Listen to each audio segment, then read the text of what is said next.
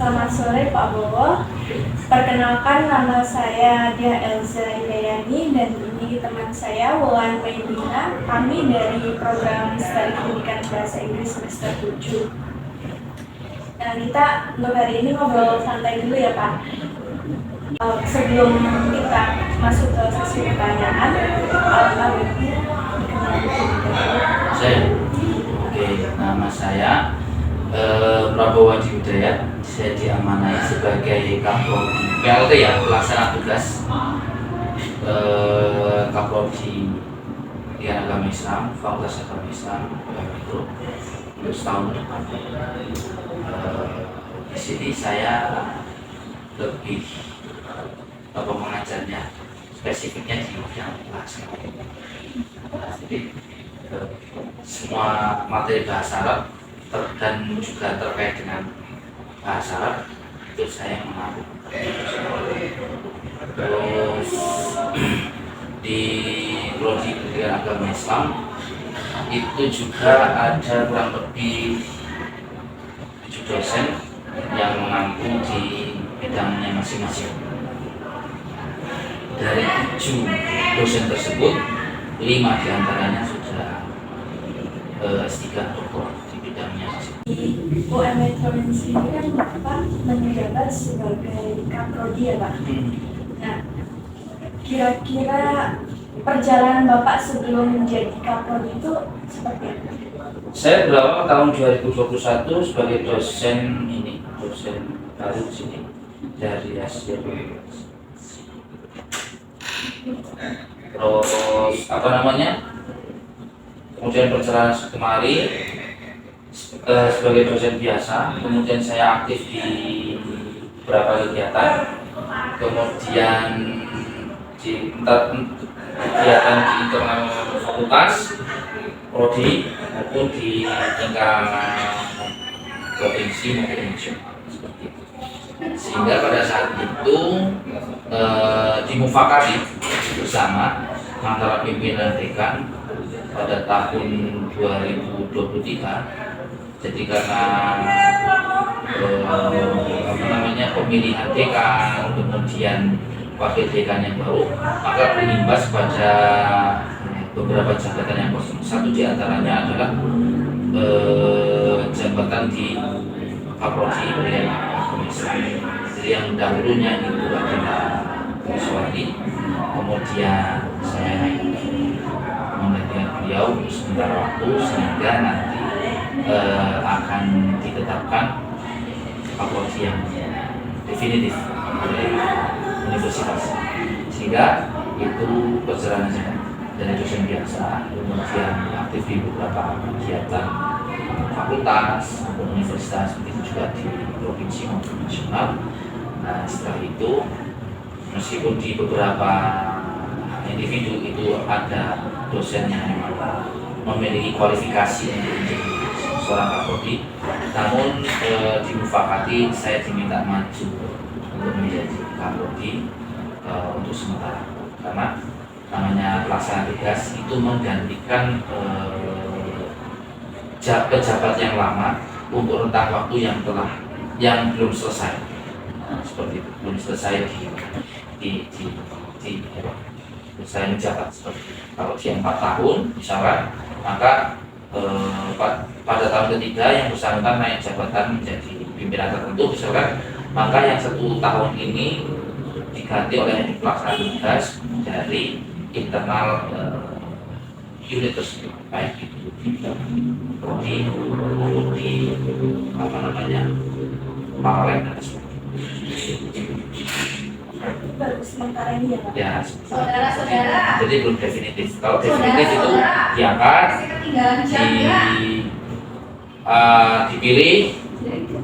dipilih, kemudian diangkat oleh pimpinan, kemudian ditetapkan oleh rektor, maka yang bersangkutan harus menjabat selama sekian tahun. Itu namanya Kaprodi definitif. Jadi selama ini saya hanya sebatas pelaksana tugas Kaprodi Pendidikan Agama Islam sampai batas waktu pemilihan Kaprodi oleh pimpinan fakultas.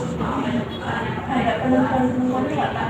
Kayak misal kan ini hanya sementara, nah sementara itu nanti hanya sampai sekian tahun atau Ya, untuk pelaksana tugas itu hanya mengisi ruang jabatan sampai jabatan itu berakhir.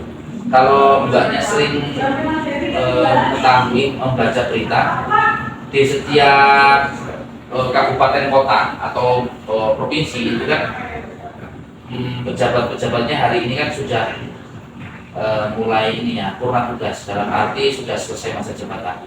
Tapi itu harus ada konsekuensi ketika nanti masa jabatan sampai menunggu pilkada, pilwakot, kemudian ada pilgub. Nah, itu kan ada rentang berapa bulan.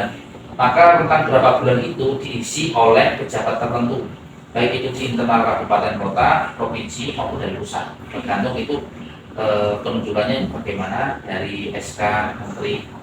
Dan begitu juga di sini seperti itu.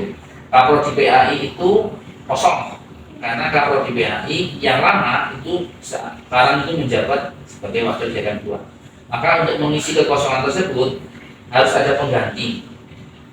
Pengganti tersebut dinamakan PLT, pelaksana tugas Kaprodi Bidang Agama Islam, sampai pemilihan Kaprodi yang definitif pada tahun yang lalu. Saya bertugas sampai bulan Agustus 2020.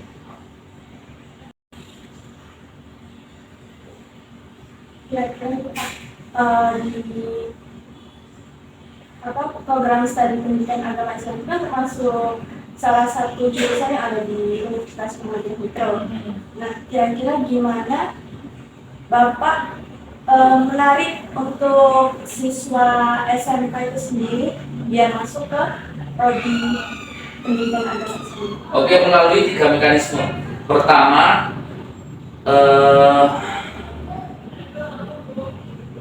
satu mahasiswa membawa 1 orang untuk ke sini. Jadi menjelang akhir semester genap atau awal tahun itu setiap mahasiswa kami beri tugas untuk membawa 1 orang, membawa 1 orang mahasiswa membawa 1 orang dari luar masuk sini. Itu satu mekanisme satunya. Yang kedua, karena di Fakultas Agama Islam itu mayoritas adalah mahasiswa yang berasal dari pondok pesantren, maka kita kerjasama dengan pondok pesantren Bukit Intens seperti itu, kerjasama.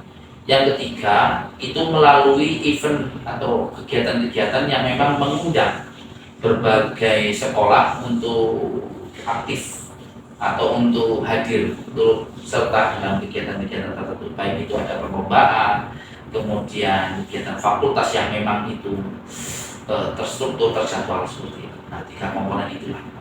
Jadi ini sudah terlaksana. Tapi yang maksimal itu ya hanya 2. Pertama adalah ke pesantren-pesantren atau sekolah-sekolah seperti itu. Kita kerjasama. Atau sekarang hari ini itu melalui pimpinan cabang A, pimpinan cabang B, nah, seperti itu. Atau pimpinan daerah paling dulu. Tapi rata-rata kita pimpinan cabang. Jadi memberdayakan pimpinan cabang yang memiliki amal usaha Muhammadiyah yang memang begitu banyak seperti itu, sehingga itu kita dekati, kemudian siapa yang bisa masuk, punya arahkan anak-anak itu bisa masuk ke FAI seperti itu. Itu 3 komponennya. Kalau yang ketiga ini biasanya sifatnya temporer. Jadi kalau ada dana kita berangkat, kalau enggak ya kita planning ke depan seperti itu. Tapi perencanaan itu harus berorientasi hasil seperti itu. Dan pokoknya hasilnya berapa, tapi kita optimalkan hasilnya itu maksimal. Jadi 3 komponen ini untuk menarik minat mahasiswa seperti itu. Sehingga di sini kalau inputnya bagus, ya prosesnya juga seperti itu. Tapi tidak semudah mengembalikan kata-kata. Nah, itu kan ya.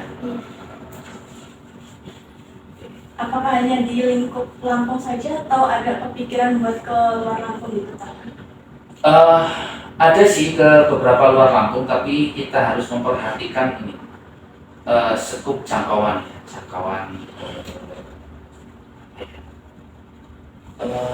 ini nih wilayah kekuasaannya siapa, itu harus ada izinnya. Kita belajar ke beberapa perguruan tinggi yang ada di Pulau Jawa. Suatu contoh begini, ketika UIN Jogja itu memperluas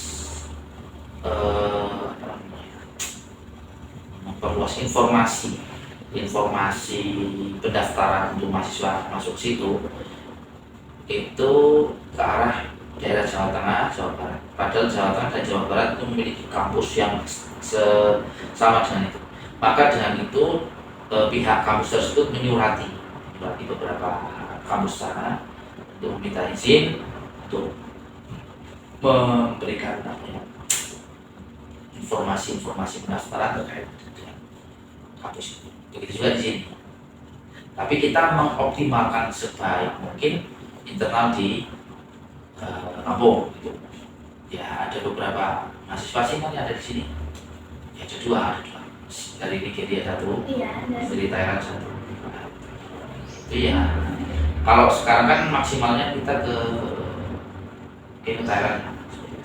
Kalau dari Nigeria itu kan dia karena rekognisi pembelajaran, jadi dia sudah, kalau bahasa kita D3 ya, di sana dia sudah, dia mungkin saya tanya dia sudah selain itu kenapa di sana itu konfliknya tidak berkesudahan, sehingga untuk kenyamanan belajar dan sebagainya itu sulit tidak mau share negara lain. Saya tanya kenapa enggak ke Malaysia, Pak? Ya, dia tidak mau menjawab seperti itu karena mungkin ya orang belajar atau apa itu kan dia bilang gini, saya ada yang menjalankan tapi ada yang dijalankan, yang menjalankan saya itu ya Tuhan, kemudian saya dijalankan oleh hati saya memiliki kecenderungan ke sini. Nah, kalau dilihat dari tahun ke tahun ini Pak, fakultas FAI khususnya FAI ini meningkat nggak sih? Oh iya, meningkat, tapi meningkatnya ya nggak begitu terus kayak menurut. Ya perlahan. Kalau kita total dari angkatan 2008, ini yang kemarin terdeteksi itu 2018 ya, sampai sekarang itu kalau dihitung sudah sampai 1000 mahasiswa. FAI atau Ya semuanya. Kalau PAI aja itu PAI itu bisa tembus 600. Dari Tahun 2018 kan 2018 ke sini. 2018 ke sini. Dalam arti begini. Sebagian dari mereka itu terkendala deskripsi. Nah, terkendala deskripsi. Padahal kita sudah memfasilitasi adanya academic writing. Jadi kita ada kelas menulis. Pernah kemarin sudah kita fasilitasi cara membuat proposal skripsi, kemudian pola bimbingannya seperti apa, sehingga dalam mengerjakan skripsi itu bisa optimal. Ada program di prodi PAI ini khususnya untuk semester akhir itu, bahwasanya setiap angkatan ketika pendaftaran ujian itu paling tidak 50% harus sudah ujian proposal, atau kalaupun dia belum terlaksana Pak sampai akhir tahun, paling tidak mereka sudah mendaftar ujian proposal 50%. Misalkan dalam satu angkatan gitu kan, kelas A dan kelas B itu kisaran 120 ya, 120 sampai 125 dalam satu angkatan, 120. 50%-nya kan kisaran 80 atau 75, bukan ya? Seperti itu. Maka ya itu sudah lumayan itu. Ya 60, 70. Jadi itu membantu kami agar percepatan kelulusan itu berjalan. Yang pertama, yang kedua, lulusan PAI itu terserap ke beberapa institusi, baik itu sekolah level menengah maupun ke atas, SMP atau SMA atau SD, ya tergantung mereka orientasinya kemana. Itu ada kewajiban seperti itu, 50% dari angkatan itu harus terdaftar, minimum terdaftar, meskipun belum ujian nggak masalah, pokoknya dia terdaftar di ini, daftar secara online untuk ujian proposal. Ketika ada kendala apapun, kita bantu, kita mengakomodasi mereka. Misalkan kesulitan dalam menentukan judul, maka kita bantu. Caranya membuat judul seperti ini, berawal dari googling atau searching di Google Scholar, Science Direct, kemudian ada portal Garuda, ada Moraref. Moraref itu penyedia jurnal tapi di lingkungan Kementerian Agama. Nah, ini penting, perlu diketahui oleh teman-teman di UM Metro. UM Metro itu di bawah naungan pertama Kementerian Pendidikan dan Kebudayaan Kemendikbud, yang kedua Kementerian Agama. Khusus FAI itu di bawah naungan Kementerian Agama. Ya, kemudian dalam arti perkuliahan, kurikulumnya, kemudian kegiatan-kegiatan lainnya itu di bawah kontrolnya Kementerian Agama, khususnya di Direktorat Pendidikan Tinggi Islam Diktis. Jadi berbeda dengan teman-teman yang dari FEB, Teknik, Vkom, Fikes, itu berbeda, mereka ada di Kemendikbud. Nah, kita di Kementerian Agama, seperti itu. Jadi ini berbeda dengan kampus Ma'arif, YIN, Dharma Wacana. YIN Ma'arif 1 Kementerian Agama, Dharma Wacana 1 Kemendikbud. Kita UM ada 2. Buat FAI. Ya, di UM itu ada 2. Separuh Kemendikbud, separuh Kementerian Agama. Makanya kita kalau ada apa-apa dalam arti pelaporan data mahasiswa berapa, itu laporannya ke Kementerian Agama. Tapi kalau laporan secara keseluruhan, ya Kemendikbud, artinya bergabung dengan teman-teman dari mahasiswa lain. Jadi selama ini kan ada perbedaan loh, bukan ada perbedaan dalam arti kok ini mungkin di aktivitas kemahasiswaan nggak ada bedanya, tapi dalam konteks pengelolaan perkuliahan dan sebagainya, UM itu memiliki 2, kalau bahasa saya 2 orang tua.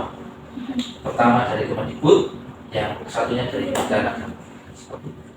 Dan itu jarang dimiliki oleh kampus-kampus lain. Kenapa demikian? Karena UM ini berdiri berdasarkan merger.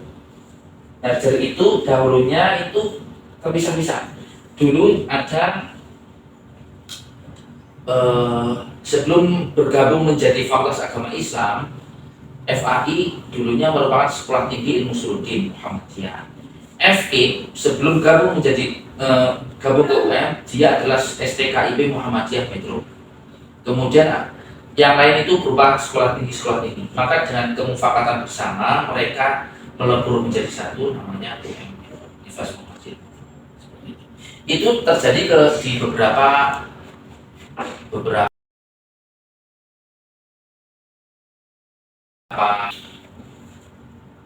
UMJ itu ada FAI, UHK di Jakarta itu ada, Purwokerto, kalau Semarang nggak ada FAI.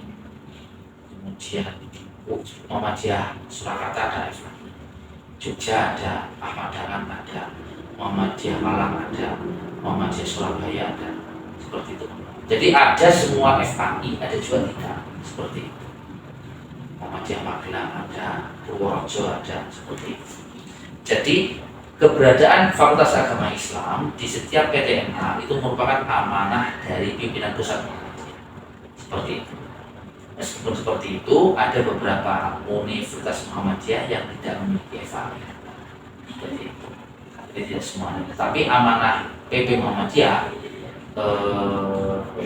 UM, berdirinya Universitas Muhammadiyah itu harus ada FA sebagai ciri khas, sebagai ini penguat keislaman di tengah-tengah prodi-prodi umum. Jadi dulu itu namanya bahasanya merger, gabung jadi satu. Tapi mengambil jadi satu. Itu sih. Untuk progres kalau habis lulusan dari jurusan PA ini Pak, selain jadi guru itu jadi apa? Soalnya yang saya tahu waktu saya SMA ya jadinya jadi guru. Tidak semuanya jadi guru ya, tapi juga kita arahkan menjadi entrepreneur dalam dunia pendidikan seperti itu. Entrepreneur dalam dunia pendidikan seperti ini, kita ajarkan mereka karena ada mata kuliah entrepreneur di sini, ada mata kuliah entrepreneur, dan dalam mata kuliah tersebut diajarkan mahasiswa itu untuk menghasilkan sebuah produk yang marketable. Yang kedua, kalau tidak dia menginisiasi sebuah rumah baca yang memang bisa menghadirkan atmosfer keilmuan di kampungnya seperti itu. Meskipun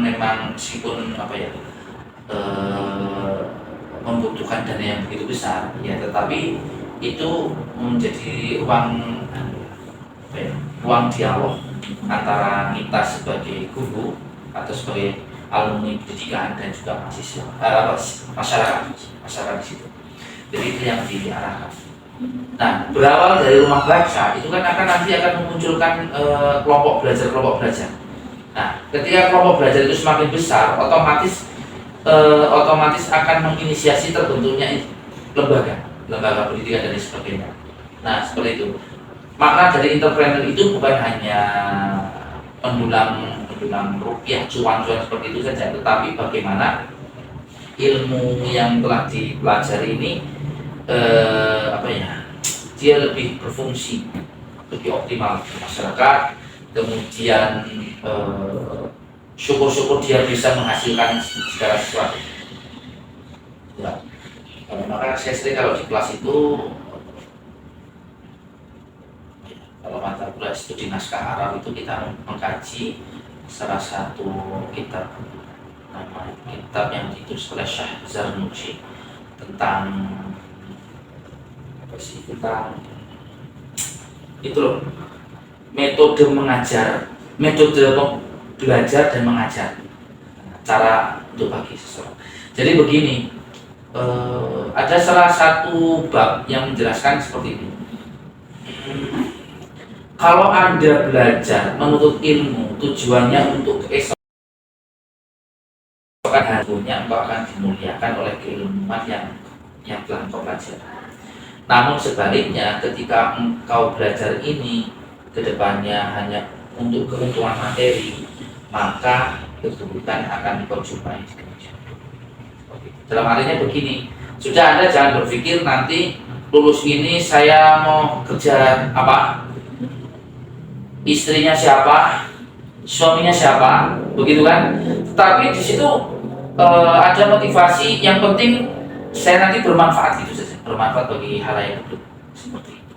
Nah itu yang ditanamkan sahabat. Itu ada beberapa ucapan-ucapan dari para ulama di situ dijelaskan. Nah di situ sejalan dengan pernyataan dalam Al-Quran. Bismillahirrahmanirrahim. Wa ma min dabbatin fil ardi illa 'ala Allahi rizquha wa mustawda'aha kullun fi kitabim mubin. Jadi wa ma min dabbatin fil ardi, dan setiap binatang melata. Dalam tafsir itu dijelaskan baik itu di Syekh Mustafa Al-Maraghi, Mukatsir, Fizil Al-Quran, kemudian tafsir Al-Kasyaf, tafsir yang lain termasuk di Buya Hamka, tafsir Qur'an Syihab dan sebagainya. Nah itu dabbah itu bisa masuk kategori adalah seluruh makhluk yang paling kecil saja itu dijamin.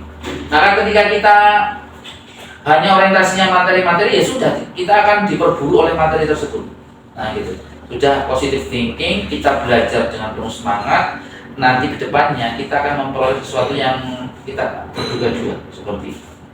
Nah itu yang menjadi motivasi di sini seperti itu. Meskipun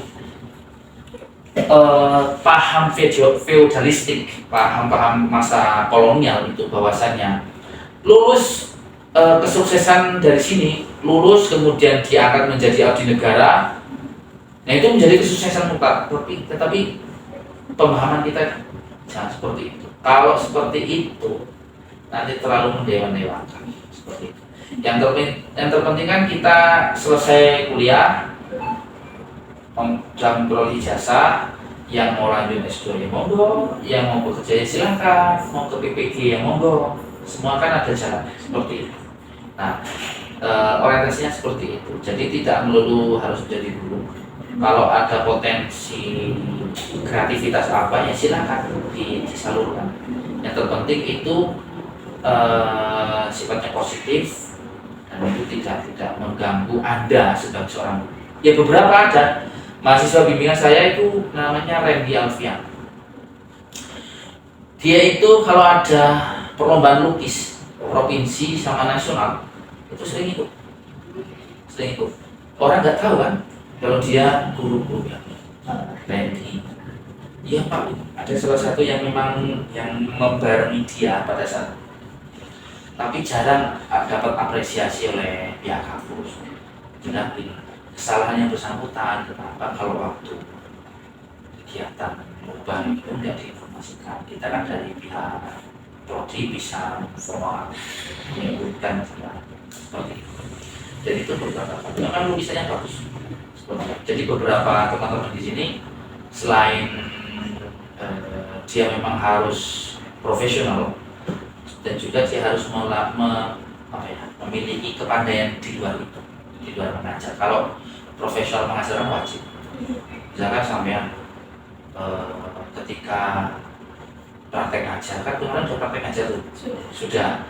Apakah seluruh dalam materi penyampaian materi full by English?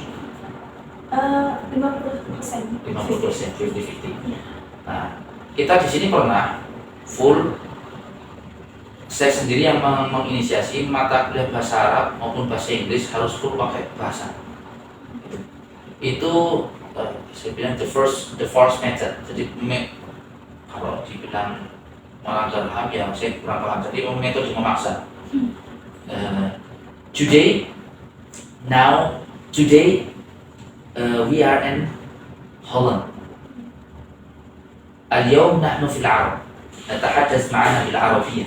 Today we communicate by English, Arabic. Seperti itu, kita ada seperti itu. Dan saya sering di kelas itu, kalau Anda ingin menguasai dunia, kuasailah bahasa Inggris. Tapi kalau Anda ingin memahami ajaran Islam secara kafah, secara benar, perjalanan bahasa Arab. Mungkin ya, seperti itu. Ya kan, itu yang menjadi motivasi. Saya motivasi mereka. Ada beberapa yang bilang, oh international class, misalkan Islamic education, itu hanya zone, nggak ada. Karena guru itu nggak ada international class. Yang bisa mengantarkan dia masuk kategori international class adalah dirinya sendiri, bukan prodi. Kita serangkaian program apapun mengarahkan international class, ada misalkan academic writing, kemudian ada istilah academic recharging. Jadi ada kita di charge terus itu pakai misalkan kuliah webinar atau apa, kemudian international forum dan sebagainya. Tetapi itu guru-guru nanti lulusannya itu ya kembali ke desa-desa itu, kampung-kampung. Apa orang desa? Hello brother, how are you today? Yeah. Have you dinner? Have you lunch? Have you breakfast? Gak mungkin yang seperti itu. Ngomong apa? Ya gak mungkin. Seperti itu. Tetapi dalam momen-momen tertentu kita mewajibkan diri menguasai itu semua. Kenapa demikian? Karena hari ini lulusan PAI dan semua lulusan-lulusan itu harus melek teknologi informasi. Next question. Cukup menarik sih Pak. Cukup menarik. Insya Allah ya. Oke. Mungkin cukup sih Pak. Dan makasih buat motivasinya. Banyak banget loh motivasinya ini.